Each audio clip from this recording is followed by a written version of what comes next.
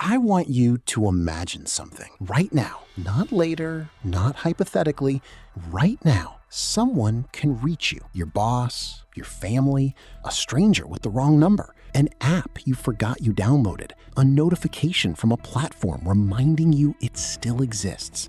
At any moment, without warning, without your permission, something can arrive and pull you out of whatever you're doing, whatever you're thinking, whatever you're feeling. Now, I want you to imagine the opposite. No one can reach you, not because you're busy, not because you're in a meeting, but because you have simply vanished. You are somewhere, living your life, and the world does not know where you are, cannot find you, cannot interrupt you, cannot demand anything from you. How does that feel? For most people, the honest answer is terrifying. And then, almost immediately after, deeply, inexplicably appealing. That tension between the fear of being unreachable and the desperate longing for it is what I want to talk about today, because I think it reveals something important about what this connected life is actually costing us, something we don't have language for yet, because it has never happened to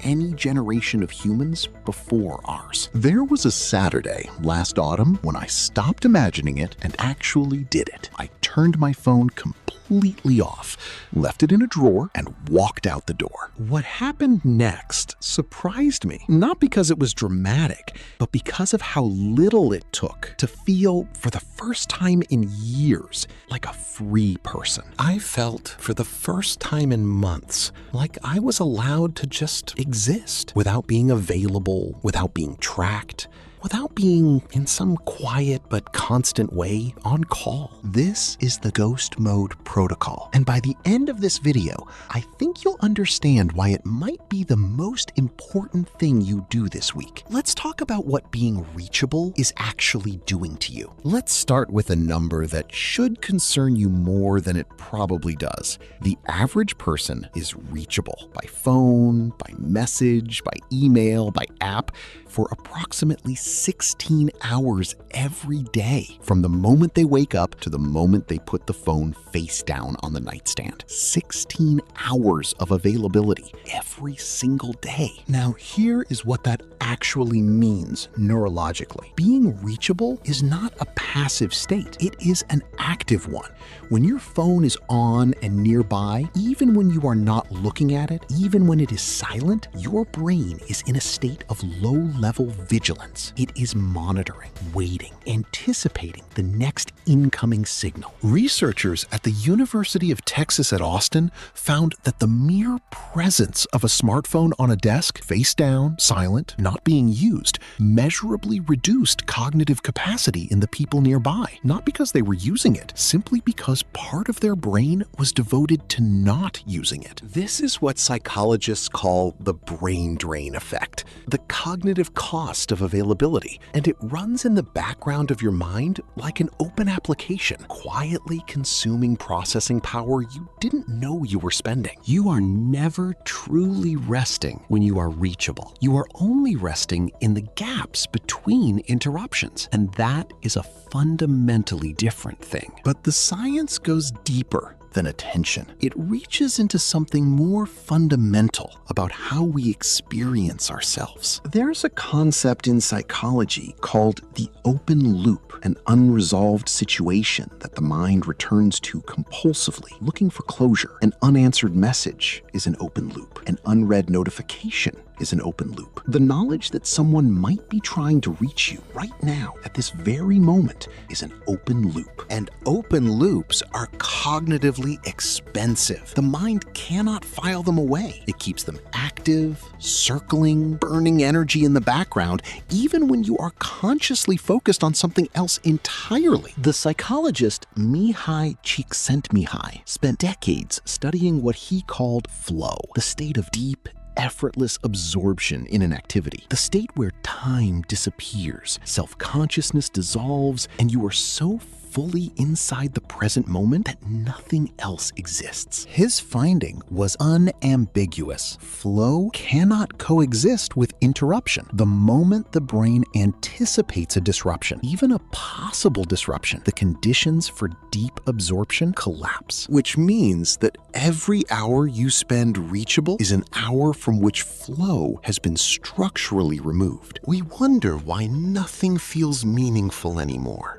why work feels hollow, leisure feels restless, and even enjoyable things feel somehow insufficient. This is why you cannot go deep when part of you is always listening for the door. Here is something worth sitting with. For the entirety of human history, until approximately 30 years ago, unreachability was not a choice. It was simply the condition of being alive. When a person left their home, they were gone. When they were in the field or the forest, or the market, or their own room with the door closed, no one could reach them. There was no mechanism for it. The self had natural boundaries in time and space that required no effort to maintain. Philosophers, writers, scientists, monks, across every culture and every century, wrote about the necessity of solitude, not as a luxury, but as a precondition for any meaningful inner life. For Aristotle, it was where virtue was cultivated. For Thoreau, it was where the self was recovered. For Einstein, it was where his best thinking happened. And then, in the space of a single generation, all of that changed.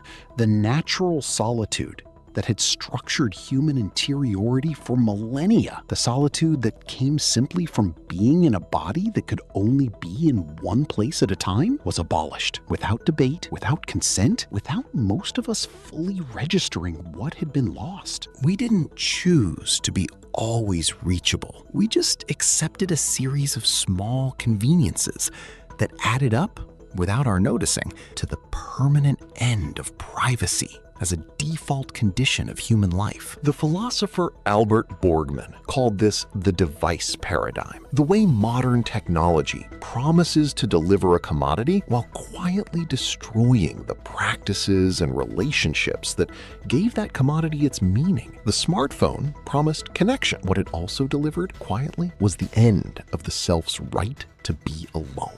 And there is one more layer to this that we rarely talk about honestly. When you are online, you are not just reachable, you are observable. Every app that runs in your pocket is generating data. Your location, your habits, your pace of movement, the time you woke up, the route you took to work, the shops you passed, the content that held your attention for more than 3 seconds. All of it logged, all of it stored, all of it sold in aggregate to systems you will never see for purposes you were never told. This is not a conspiracy theory. It is the published business model of every major technology platform on Earth. The sociologist Shoshana Zuboff named this surveillance capitalism, the economic logic that transforms private human experience into behavioral data and sells predictions about what we will do next. We are not the customers of these platforms. We are the raw material. And the cost is not only financial, it is psychological. There is a particular kind of self-consciousness that comes from knowing, even dimly, that you are being watched. A slight performance quality to your own existence. A background awareness that your behavior is being recorded and interpreted. When you cannot be observed, something in the self relaxes into authenticity. You stop performing, even for an invisible audience. You become simply yourself, and that is rarer than it sounds. So,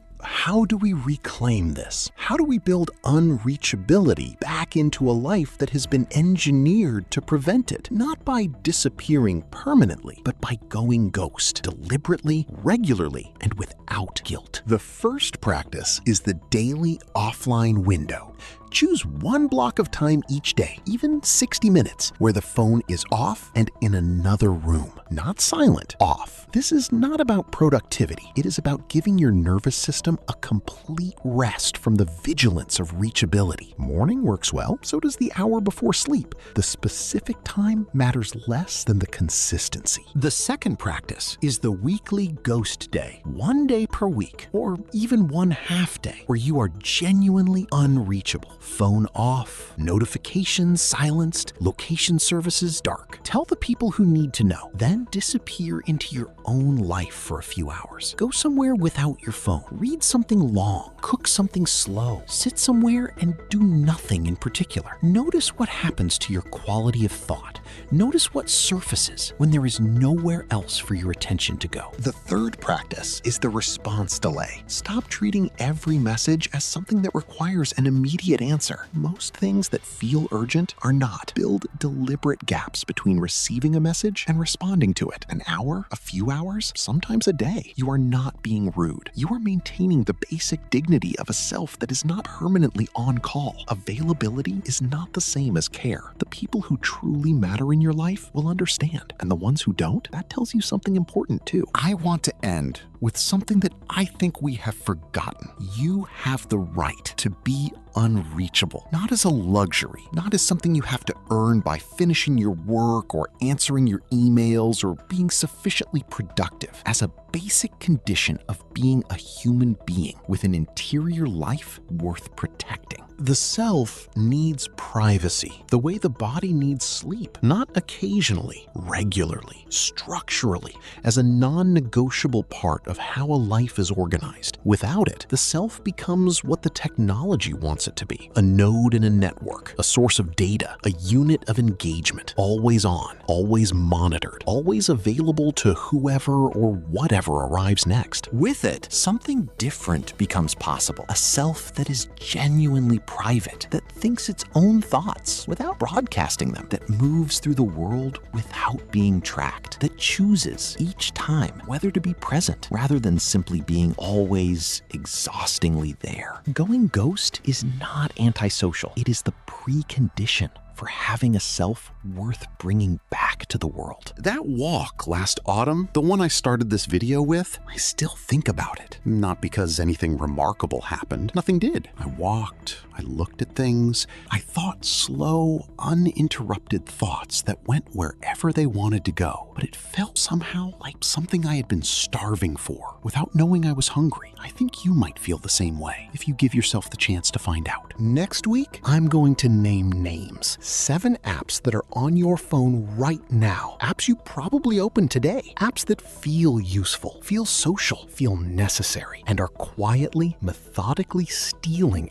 hours from your life that you will never get back. Not in a vague, general way, specifically, with the research to back it up. I'll see you then.